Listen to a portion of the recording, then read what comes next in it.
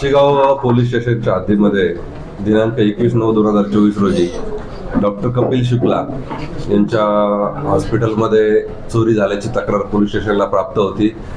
या तक्रारीवर तात्काळ काशीगाव पोलीस स्टेशन डीबीटी यांनी तात्काळ कारवाई करून तांत्रिक विश्लेषण करून सीसीटीव्ही फुटेजचं विश्लेषण, सीडीआरचं विश्लेषण या सगळ्या गोष्टी करून 3 आरोपी जे आहेत ते अटक करण्यात आलेले आहे। मनीष कुमार मिश्रा याला उत्तर प्रदेशमधून अटक केलेलं आहे, सोनू शेख याला बिहारमधनं आणि वीरेंद्र पुरी असे 3 आरोपी अटक केलेले आहे।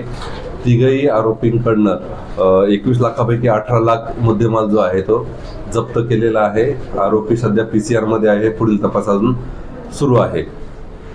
त्यांच्यावर या अगोदर काही गुन्हे दाखल आहेत आणि मुद्देमाल कोणत्या काय काय वस्तू चोरी याच्यामध्ये आरोपी जे आहे ते सर्व अटकेत आहे। यापूर्वीचे गुन्हे त्यांच्यावर काही निष्पन्न झालेले नाहीये आणि 21 लाख रुपये रोख रक्कम गेलेली होती, त्यापैकी 18 लाख प्राप्त आहे, अजून 3 लाख रिकव्हर करणं बाकी आहे। या गुन्ह्यामध्ये अजून काही लोक सामील होते का हे पूर्ण याचा तपास सुद्धा अजून सुरू आहे।